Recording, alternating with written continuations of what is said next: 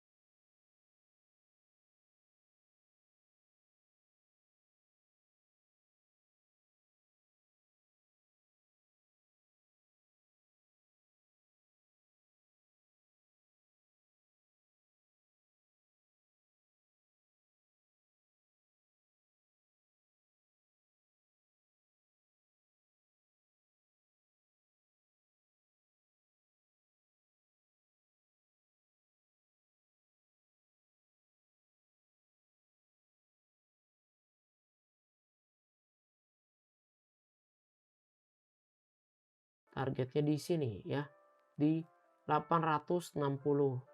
Nah, gua garisin 860 ya. Terus boleh belinya di mana? Pertama, kalau misalkan kalian mau yang ikutin harga average, ya kita lihat hari ini selama dia naik, average-nya di berapa? Hari ini kita lihat rata-rata harga rata-rata 780. Oke. 780 itu di mana? Di area sini tuh. Jadi kalau misalkan besok S1R buka terus dia turun dulu gitu ya, dia turun ke 780 ya, 780. Nah, teman-teman pantau tuh. Ingat ya, pas dia turun ke 780, teman-teman pantau, bukan beli ya. Teman-teman pantau dulu ya. Kalau dari gua ya itu.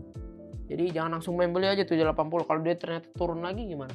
Sebetulnya AS Hardware turun sampai ke 750 menurut gue itu masih sangat wajar, asal dia jangan jebol dari ascending triangle yang ini. Oke ya, tapi maunya gue sih 780 dia tertahan dan dia rebound. Oke, pas 780 dia ada rebound gitu ya. Bagi teman-teman yang mantau gitu, yang emang setiap hari kerjaannya trading gitu, yang ngeliatin layar gitu ya, teman-teman melihat kalau dia ada pergerakan kira-kira perlawanan bid offer makin tipis, overnya pengen naik ke 790, nah beli dah tuh di 790. Jadi kita belinya pas dia ada pantulan sedikit, di situ kita beli. Oke, dengan target ke 860 ini ya. Oke. Nah, itu plan pertama. Jadi plan pertamanya tunggu dia koreksi ya, jadi gue buatin di sini tunggu dia koreksi, terus sambil pantau bid offer ya. Stop lossnya ini di sini ya, ascending triangle jebol, stop loss. Oke, di 700 under 730 udah boleh stop loss. Oke, jadi 6,5% risk and reward 1:1,7 ya. Itu plan pertama. Sedangkan plan kedua adalah lihat besok, ini kan ada resist juga nih ya di Fibo-nya banget nih ya, Fibo-nya di high-nya itu 795. Hari ini close juga di 795, 800 belum kena tuh. Jadi kalau besok teman-teman yang aliran buy on breakout ya beli ketika harga udah nge-break 800. Jadi kalau gue biasanya 2 tick ya 805 gitu. Terus target jual di 860. Oke. Stop loss-nya sama di area sini ya, 700 under 730 jual. Oke. Nah, itu under 730 jual. Nah, cuman kalau plan yang kedua ini emang risk and reward ratio-nya enggak semenarik yang tadi plan pertama. Cuman kembali ke masing-masing lagi ya, teman-teman ya. Oke, kalau gua apakah gua bakal averaging up karena gua udah punya? Ya, kemungkinan besar akan averaging up gitu. Tinggal lihat aja kondisi 1 atau 2. Oke, biasanya gue setup dua-duanya dengan porsi yang dibagi gitu, teman-teman. Kalau misalkan gue lagi hari itu nggak sibuk sama sekali dan gue bisa pantau, gue lakukan yang plan pertama gitu. Kalau lagi nggak bisa, udah langsung setup yang plan kedua aja dengan averaging up, dananya lebih kecil daripada beli yang dana pertama. Oke, ini untuk AS Hardware. Ini baru dari kita ngeliat charting. Kalau kita ngelihat dari MACD stochastic itu, MACD-nya masih area plus banget, teman-teman lihat semuanya plus 9, 7 sama 1. Ya, golden cross ke atas. Oke, stochastic juga golden cross. Ya, dia masih di area 50-an. Jadi ini masih ada potensi buat dia terus naik. RSI juga dikatakan dia akan menguat ya, di 65 nih. Kalau dia terus naik, kemungkinan besar AS Hardware bisa di hold lebih lama, agak lebih panjang gitu, teman-teman. Ya. Jadi menurut gua untuk AS Hardware ini cukup oke sih. Tapi disclaimer on ya, teman-teman. Harus lakukan analisa lagi, jangan cuma ikut-ikutan doang. Oke. Nah, lanjut kita ke saham berikutnya yang tadi diminta, itu Akra nih ya. Diminta sama di Telegram Akra. Kita lihat Akra langsung. Oke. Nah, kita ngeliat nih. Akra sebetulnya ini dia tanda-tanda untuk reversal ya, tanda-tanda reversal. Ya dia sidewaysnya begini-begini aja dari dia yang uptrend, terus dia sideways. Nah, menurut gue sidewaysnya ini sangat wajar, seperti AS Hardware lagi tadi. Dia naiknya udah begitu tinggi, set. Ya kita ukur ya pakai Fibo ya, dari kenaikan dia di 2022 ya. Naik sampai sini ya, kita anggap dia waktu itu sampai sini. Dia naik sampai sini. Teman-teman perhatiin, Akra nggak pernah close ya, jebol di bawah MA200, nggak pernah tuh. Ya, pas di area sini ya, nggak kena Fibo 61,8, dia masih rebound. Nah, kemarin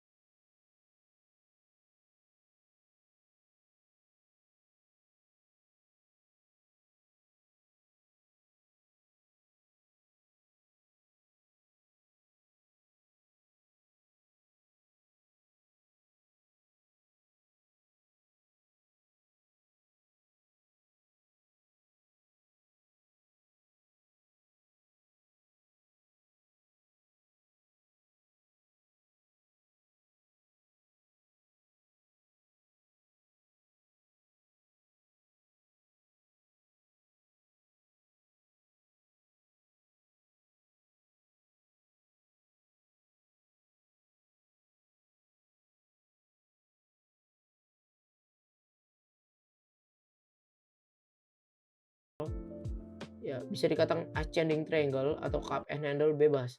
Intinya dia udah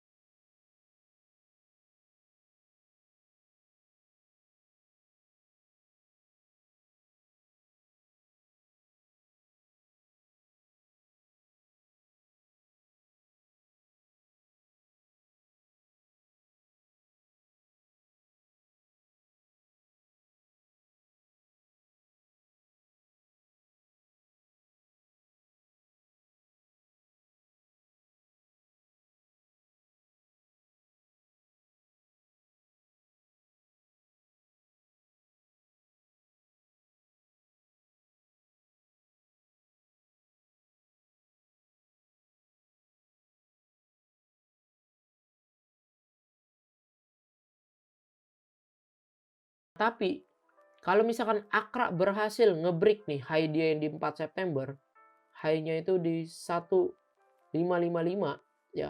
Itu dia bakal kenceng ya. Dia bakal kenceng bisa sampai mana? Sampai ke 1625, bisa 12%. Ya. Terus teman-teman lihat kalau misalkan dari RSI ya, emang sebetulnya dia masih cukup bagus gitu. Dia belum turun di bawah sampai ke 30. Ya, tapi ingat ya, gue ingetin sekali lagi, ketika dia udah di 1440, teman-teman jangan langsung beli. Teman-teman mesti pantau bid offer. Ya, ketika emang ada pantulan di situ baru boleh lah spec buy. Oke? Nah, kalau misalkan dari MACD sebetulnya dia masih bagus, masih plus semua. Ya, cuman emang dia sideways, belum mau golden cross. Stochastic juga masih di area 65. Asal dia nggak dead cross, masih cukup bagus. Ya. Tapi kalau dari Akra dan S Hardware, kelihatan dari pattern yang cukup uptrend itu ya masih S Hardware dibanding Akra. Dia emang masih sideways aja nih si Akra. Kalau dia break cukup kenceng bisa ke 1625. Ya, tapi kalau dari foreign itu dia distribusi terus nih dari September 8 September dia distribusi terus. Oke. Ini menurut kalian gimana? Akra apakah menarik? Bagikan pendapat kalian ya. Lanjut nih ke saham berikutnya. Kita lihat. Oke, ini ada yang request nih Katiwa CMNT S Auto. Oke, dia minta 3. Kita lihat dulu CMNT ya. CMNT. Tadi S1 kita udah bahas CMNT. Oke. Nah, ini CMNT nih ya. Pergerakannya agak volatile ya, dia volatile banget tuh begitu-begitu roller coaster. Cuman akhir-akhir ini dari Agustus dia naik kenceng nih. Kita ukur ya, apakah nih saham menarik? Ya, yang pertama kalau misalnya kita mau ngukur ini saham menarik atau enggak, pertama kita mesti ukur ini liquid atau enggak liquid ya. Liquid atau enggak liquid. Nah, net value-nya 6,4 miliar gitu hari ini. Ya, transaksi terbesar beli-belinya itu 700 juta. Jadi kalau misalkan teman-teman yang udah duitnya udah belinya 1 miliar, kalau menurut gue jangan beli saham yang di sini gitu. Tapi kalau kita yang masih puluhan juta, puluhan juta, itu masih cukup liquid lah ya. Masih bisa. Tapi kalau udah ratusan juta, setengah M itu jangan di saham ini lah ya. Kita ukur kenaikan dia, penurunannya, dia saking uptrend nih, dia baru turun MA20 ketahan hammer, rebound naik, hari ini naiknya tipis 1%. Apakah CMNT menarik? Nah, kalau misalkan dari sini Coba kita lihat ya. Kalau stochastic bilang dia mau turun dulu karena dia jenuh. MACD juga udah dead cross, histogramnya udah minus ya. Walaupun dia masih di area plus, tapi dia masih dead cross. RSI menurut gue masih cukup bagus. Foreign hari ini akumulasi 1 miliar gitu ya. 1 miliar. Jadi kalau untuk CMMT ada 2 opsi. Kalau gue sih ngelihatnya ya gue maunya tunggu dia break 1090 gitu ya. Dengan catatan kalau break 1090 risknya harus berani besar juga ya. Kalau close di bawah 1030 udah stop loss. Jadi 1025 udah stop loss. Kalau dia break dari high-nya ini berapa? 1090. Jadi gue kalau beli paling 1100. Oke. Dengan catatan kalau misalkan kita mau lihat dia targetnya berapa, ya kita kalau misalnya pakai Fibonacci sebetulnya bisa langsung aja nih ke sini. Fibonacci eksternal ya, 14%. Risk and reward 2%. 2 ya, 1:2. Menurut kalian menarik gak? Nah, kenapa? Kalau yang begini kok lu nggak suruh beli buy on support sih? Ya, pertama karena stochastic udah dead cross di area jenuh beli, udah wayahnya turun, MACD udah dead cross. Kalau kita tangkap saham-saham yang kayak begitu di bawah, menurut gua agak kurang bijak sih karena dia udah dikasih tahu tuh sama indikator-indikator itu walaupun nggak 100%.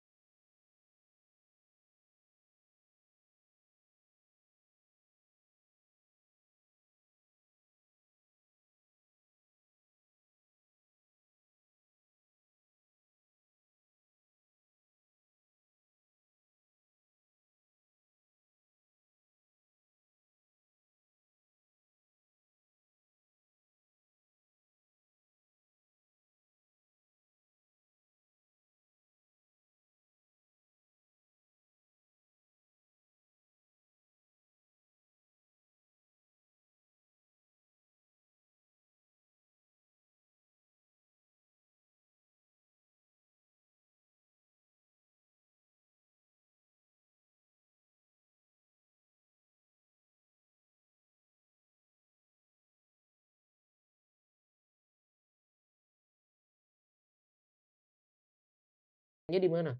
Kalau gua maunya tunggu dia ngebreak. Ngebreaknya dari mana? Dari triangle ini. Ya. Dari triangle ini. Ini kan dia high-nya dia di